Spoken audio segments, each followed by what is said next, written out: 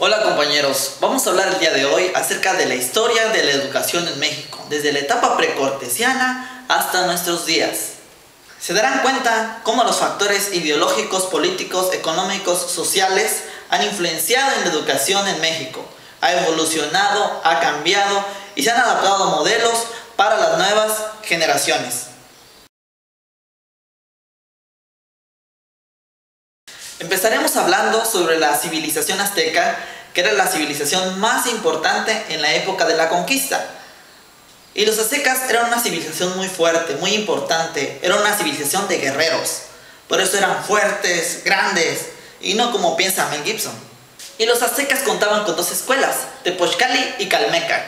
La primera era para la gente de clase baja y media, en la que se enseñaba a soldados a combatir y a ser valientes. La segunda, en cambio, era para la gente de clase alta, para sacerdotes, militares y gobernantes.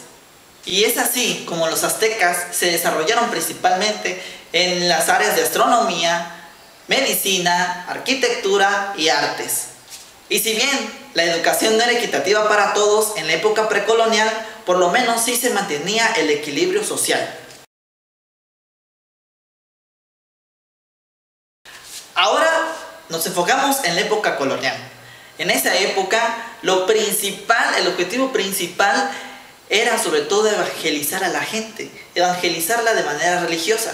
Y como los españoles eran católicos, nos evangelizaron con la religión católica, que muchos hasta hoy profesamos. Los tipos de enseñanza en la época colonial eran básicamente la formación religiosa, la evangelización, el adiestramiento de artes y oficios, la educación femenina y la universitaria. Pero no todos tenían derecho a accesar a las universidades. Únicamente los criollos y peninsulares. Los indígenas eran excluidos. ¿Y quiénes eran los criollos? Eran los hijos de un español y de una americana. Y los peninsulares eran hijos de españoles, pero que ya habían nacido o vivido ya en México. En otras palabras, sería algo así como un criollo sería el hijo de Colate y Paulina Rubio.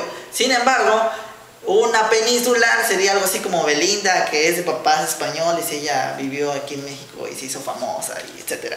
Y como el objetivo de todo era conquistarnos, tenían que conquistarnos de manera ideológica, filosófica. Entonces, utilizaron a la religión como ese vehículo. Los franciscanos fueron los primeros quienes nos indujeron la escritura y la lectura del español, y a la vez la evangelización. Esta educación consistía en clases en atrios de iglesias a finales del siglo XVI, como Don Vasco de Quiroga, que enseñaba y adoctrinaba a los chicos. Para el siglo XVI ya existía todo un sistema educativo, bueno, por así decirlo. Consistía básicamente en ir a atrios de iglesias en el que los padres, sacerdotes y frailes adoctrinaban a las personas, enseñándoles español, enseñándoles a escribir, a hablarlo y enseñándoles la palabra de Dios.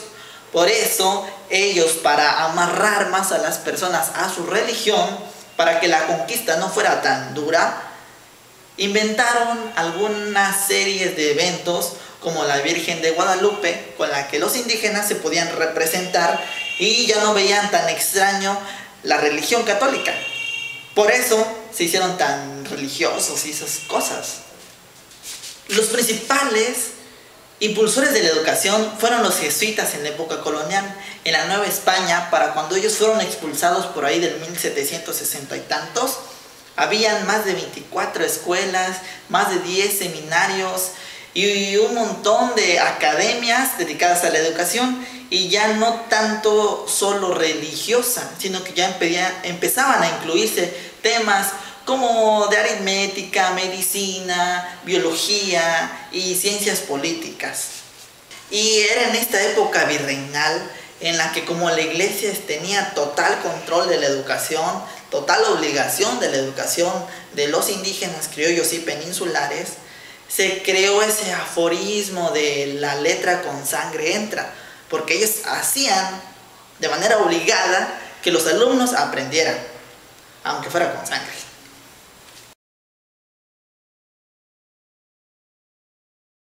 Para finales del siglo XVII e inicios del siglo XVIII, a nivel global, existía un movimiento llamado Ilustración, que no tuvo ningún efecto en la educación en México. Sin embargo, sí tuvo efectos en la manera de pensar, o sea, en la forma ideológica. Fue entonces que inició el movimiento de independencia, que aunque duró muchos años y afectó totalmente la economía del país, pues fue un gran cambio y una gran evolución para nosotros. Y se logró la independencia, pero simple y sencillamente en educación no pasó nada. Inició un nuevo conflicto entre liberales y conservadores, que tenían grandes diferencias, sobre todo ideológicas y políticas, pero coincidían en una muy importante, en la educación.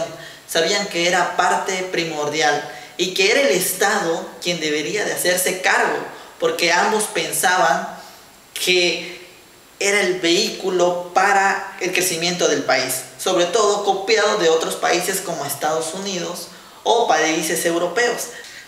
Y la educación también fue un gran conflicto entre liberales y conservadores. La iglesia quería controlar aún la educación y era apoyada por los conservadores.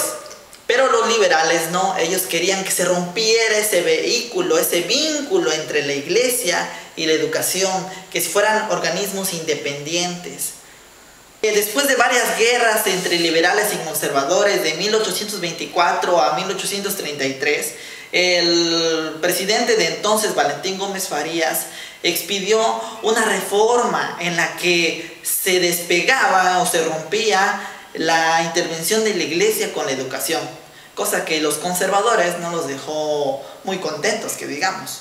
Y la educación seguía avanzando, la educación primaria iba aumentando, iba creciendo a lo largo del país, iban creciendo más escuelas, iban creciendo el número de alumnos, pero había un gran problema. La economía de México estaba totalmente rota, totalmente desgastada. Entre guerras y problemas económicos, la educación primaria era deplorable. Carecían de todo, carecían de herramientas, carecían de infraestructura, pero tenían ese hambre de enseñar, ese hambre de aprender. Por eso es que poco a poco se fue fortaleciendo ese sistema educativo. Bueno, así parece. Pero luego, en 1867, los liberales vuelven a tomar nuevamente el control de la política en México, y con ello ahora volvemos otra vez a la descentralización de la educación y a romper ahora sí de manera definitiva y tajante toda relación política, religiosa y educativa. Ya no tenía nada que ver. Bueno, político y educativo sí, pero la religión se echó en el bote de la basura. Don Benito Juárez, que era así bien superpoderoso y todo ese tipo de cosas, y a pesar de haberse instruido inicialmente en una iglesia católica, tenía una visión diferente. Sabía que la educación iba a caminar, pero no de la mano de la religión católica, porque eso únicamente los detenía. Y es en esta época nueva liberal en la que se instituye ahora sí de manera real, de manera formal, un sistema pedagógico institucionalista en el que se pensaba y se planificaba ahora sí el modo, la manera de enseñar. No solo en un ámbito de primarias o educaciones básicas, sino también universitarios. En esa época, simple y sencillamente, la educación primaria se cuatriplicó para 1870. Y eso era importante, eso era la visión que tenían personajes como Don Benito Juárez, que sabían que era la educación el vehículo para salir de la pobreza, del retraso social, del retraso económico. Juárez promulgó en su reforma del 67 las bases de la educación que hasta ahora tenemos, que la educación fuera gratuita. Para ese entonces la primaria era gratuita, obligatoria y laica. Además, estableció que para las secundarias el modelo educativo estuviera basado en el positivismo. Otro personaje importante fue Barreda, quien desde su punto de vista positivista declaró a los liberales como los salvadores de la nación. Para Barreda, el positivismo permitía alcanzar la libertad, el orden y el progreso. Ahora inicia una nueva época política en México, una época que duró 35 años, conocida como el porfirismo, en el que de manera militar y autoritaria se gobernó a México. Sin embargo, la educación seguía en ese camino de seguir creciendo. Se creaban nuevas escuelas porque Porfirio Díaz también tenía esa manera de pensar. Se empezaban a hacer congresos de educación, congresos de pedagogía para mejorar el sistema. Y se introdujeron nuevas ideas pedagógicas en México. Se copiaron modelos europeos. Corrientes pedagógicas como las de Rebsamen, Froebel y Pestalozzi. En la época del porfiriato apareció el modelo de escuela de Orizaba, que consistía en ofrecer clases de cálculo, de geometría, de idiomas, principalmente el francés, artes y medicina. Y en esta época también apareció un grupo denominado los científicos, como don Justo Sierra, quien proclamó la importancia de la ciencia como base de la política nacional.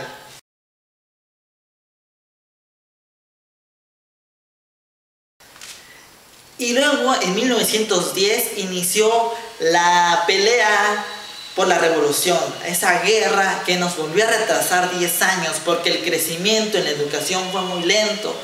El crecimiento de las escuelas primarias, de las escuelas superiores fue muy poco comparado con el gran impulso que ya se tenía desde 1870. Una vez que se consumó la Revolución Mexicana, se inició el proceso de una nueva constitución, la cual se terminó en 1917 y en el que quedaba escrito con letras de oro que ninguna religión, ni la católica, ninguna otra que existiera, iba a tener control sobre la educación en México. Además, en 1921, por iniciativa de don José Vasconcelos, se creó la Secretaría de Educación Pública, siendo él el primer representante de la institución. José Vasconcelos unificó la educación, impulsó la educación rural y la técnica. Ahora, en 1934, llega al poder don Lázaro Cárdenas y modifica la Constitución por primera vez en el artículo 3º. Él incluyó en el artículo 3º que la educación debería ser socialista y obligó por primera vez a las escuelas particulares a apegarse al protocolo y al sistema de las escuelas públicas.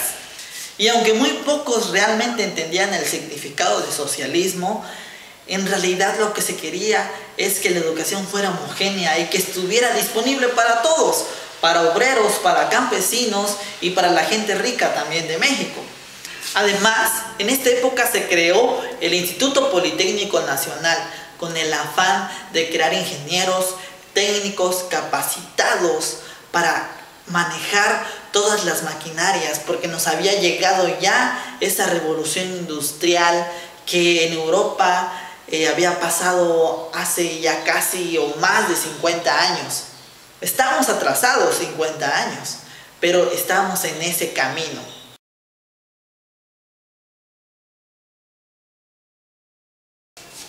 En los gobiernos de Ávila Camacho y Miguel Alemán, después de la Segunda Guerra Mundial, se consolidó el sistema educativo en México. Tanto así que el analfabetismo redujo un 50%, una cifra realmente importante para sus tiempos. En esta época, el número de escuelas no se incrementó, pero sí la matrícula. Preescolar y primaria aumentaron significativamente el número de alumnos que tenían. De los años 50 a los años 90 del siglo pasado, después de ese nacionalismo y de crisis económicas que México vivió, la educación, después de los sindicatos y reformas, fue creciendo muy lentamente, muy controlada. Se había logrado muchísimo con la alfabetización, pero ahora ya no era solo eso, era competir contra las demás naciones, porque a eso nos estábamos encaminando, pero el sistema educativo no estaba preparado para ello. En la época de los 50, Torres Barret propuso 3 principios de las escuelas primarias. 1. La educación del niño física, moral e intelectual. 2. El mejoramiento de la comunidad. Y 3. La transmisión de la herencia cultural. Las tendencias de hoy en día deben ser globales, de manera que seamos capaces de competir contra cualquier individuo del mundo. Además, debe ser integral, de forma que no sepamos solamente de una ciencia en específico, sino que seamos capaces de relacionarla con otras ciencias para resolver un problema. Esto además nos va a hacer más competitivos. Ahora, también debemos de hacer que la educación contemple ciertos aspectos importantes. Ya no vamos a llegar a la escuela solo a sentarnos y aprender o a memorizar, sino que además vamos a movernos, vamos a crear, vamos a generar ideas. Yo invito, maestros, a que hagamos que nuestros alumnos se muevan, que nuestros alumnos generen, que no sean pasivos. Si ellos son pasivos, seguiremos viviendo en un México pasivo y nos estancaremos. Y estancarse hoy en día no es solo permanecer en un punto, sino retroceder. Hemos avanzado mucho, hemos avanzado poco, pero hemos avanzado y debemos progresar más día a día. Y hoy en día hay unas nuevas reformas. Muchos no están adaptándolas, no están adecuados a ellas porque tenemos miedo al cambio. No tengamos miedo al cambio. Los cambios siempre son buenos.